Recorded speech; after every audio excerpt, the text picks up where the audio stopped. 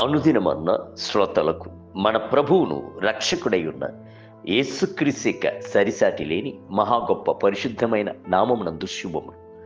నేడు 2025 సంవత్సరము అక్టోబర్ మాసము 12వ తారీఖు ఆదివారం నాటి ధ్యానాంశము నోవహు. హెబ్రీయులకు రాసిన పత్రిక 11వ అధ్యాయము 7వ వచనమందు విశ్వాసమును బట్టి నోవహు అది వరకు చూడని సంగతులను గూర్చి దేవుని చేత హెచ్చరింపబడి భయభక్తులు గలవాడై తన ఇంటివారి రక్షణ కొరకు ఒక ఓడను సిద్ధము చేసి, నేడు మనము సంధించబోవుచున్న పరిశుద్ధుని యొక్క పేరు నోవహు.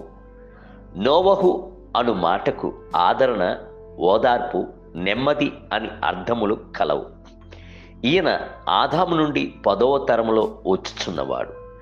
లేమెకు యొక్క కుమారుడు, మెతుషల యొక్క మనవడు. ఈయనకు 500 సంవత్సరము వయస్సు వరకు ఈయనను గూర్చి బైబిల్ గ్రంథమునందు ఏమీ చెప్పబడలేదు. ఈయనకు 3 కుమారులు ఉండెను, 3 కోడన్లను ఉండెను. నోవహు యొక్క దినముల యందు ప్రజలు ఇహ సంబంధముగానే జీవించి పెండ్లి చేసుకొనుచు, పెండ్లికి ఇయ్యబడుచు, తినుచు, త్రాగుచు దినములను గడుపుచూ వచ్చిరి. మనుష్యుని హృదయం యొక్క తలంపులోని ఊహ అంతయును ఎల్లప్పుడూ కేవలము చెడ్డదై ఉండెను. ఆదికాండము 6వ అధ్యాయం 5వ వచనం. లోకము న్యాయ తీర్పు కొరకును ఉగ్రత కొరకును బహు తీవ్రముగా వెళ్ళుచుండుటను నోవహు చూచెను. మొట్టమొదటిగా తన యొక్క ఆత్మలో ఒక హెచ్చరికను పొందుకొనెను. రెండవదిగా ఆయనలో భయభక్తి కలిగెను.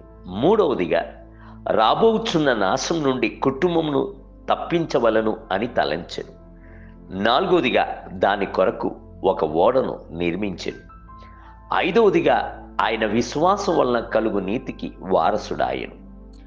ఆయన పూర్వకాలమందున్న లోకమును విడిచిపెట్టక భక్తిహీనుల సమూహము మీదకి జలప్రలయమును రప్పించినప్పుడు నీతిని ప్రకటించిన నోవాహును మరి 7 కాపాడెను.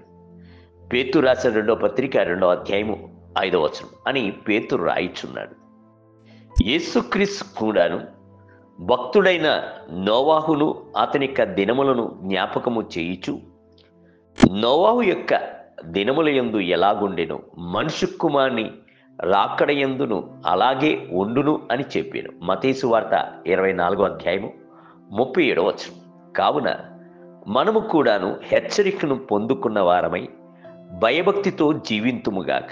చూడుడి, నోవహు యొక్క ఓడలో 8 మందికి మాత్రమే చోటు ఉండెను. అయితే క్రీస్తయ్యున్న రక్షణ యొక్క ఓడలో ఆయన వద్దకు వచ్చుచున్న ప్రతి వారికి చోటు కలదు. మనుషుని హృదయం యొక్క తలంపులోని ఊహ అంతయును ఎల్లప్పుడూ కేవలము చెడ్డదై ఉండేను కదా.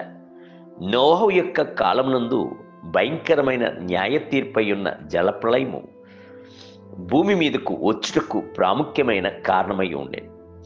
ప్రభు వారి యొక్క తలంపులను, ఆలోచనలను, క్రియలను న్యాయము తీర్చెను. ఇందువలన జలప్రళయము వచ్చెను. పాపపు సంతోషముల యందు నానిపోయి ఉన్న అంతమందికి నాశనము చేసెను. ఇట్టి కృపాకాలమునందు జీవించుచున్న మనము అత్యధిక భయముతోనూ వణుకుతోనూ పరిశుద్ధతను కాపాడుకొనవలెను. నీతిమంతుడు ఇంకను నీతిమంతుడిగానే ఉండనిమ్ము, పరిశుద్ధుడు ఇంకను పరిశుద్ధుడిగానే ఉండనిమ్ము. ఇదిగో నేను త్వరగా వచ్చుచున్నాను అని దేవుడు చెప్పుచున్నాడు. ప్రకటన గ్రంథము 22వ అధ్యాయము 11 మరియు 12 వచనములు.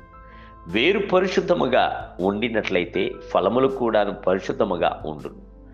తలంపులు పవిత్రముగా ఉండినట్లయితే జీవితము అంతయును పవిత్రముగా ఉండును.